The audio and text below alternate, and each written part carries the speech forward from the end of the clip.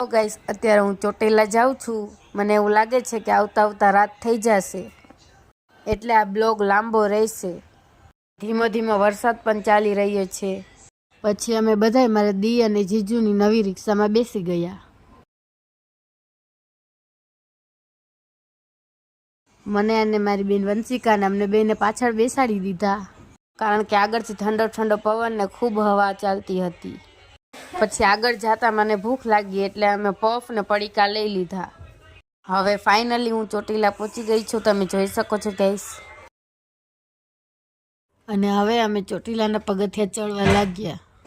તમે જોઈ શકો છો ઘણા ભક્તો ચાલી રહ્યા છે। અહીંયાથી તમે જોઈ શકો છો લોકેશન કેટલું સરસ છે।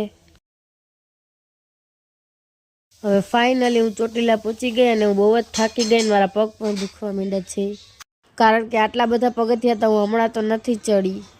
હવે મેં ચાઉન માતાજીના દર્શન કરી લીધા। અહીંયા મેં કાળ ભૈરવના પણ દર્શન કરી લીધા। પછી અમે નીચે ઉતરવા લાગ્યા। નીચે ઉતરવામાં તો મને જરાય પણ થાક લાગ્યો નહીં। પછી હું બજારમાં આવી ગઈ। પછી અહીં મેં ઘણી બધી ચાઉન માતાજીની છબી જોઈ, અને ઘણી બધી મેં પિત્તળની વસ્તુઓ પણ જોઈ। પછી અમને ભૂખ લાગી તો અમે ઘણો બધો નાસ્તો કર્યો। પછી તો હું હિંગળાજમાના મંદિરે પહોંચી ગઈ, અને તમે જોઈ શકો છો કે ત્યાં હિંગળાજમાં સાક્ષાત બેઠા છે। અને પછી હું અંદર દર્શન કરવા માટે ગઈ।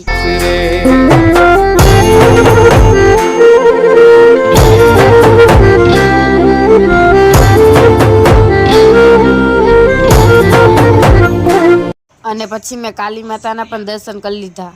પછી હું દેવા બાપાના મંદિરે પહોંચી ગઈ।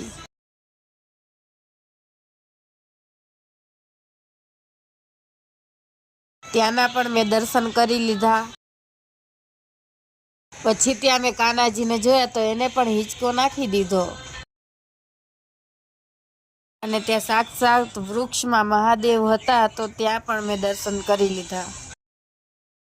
અને ત્યાં બાજુમાં ધૂન ગવાતા હતા તો હું ત્યાં ચાલી ગઈ, અને ત્યાં મેં મોટી પાઘડી જોઈ।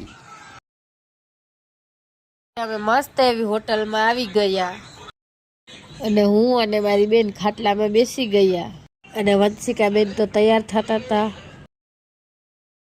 પછી સૌથી પહેલાં તો મેં ઠંડી ઠંડી લચ્છી મગાવી લીધી।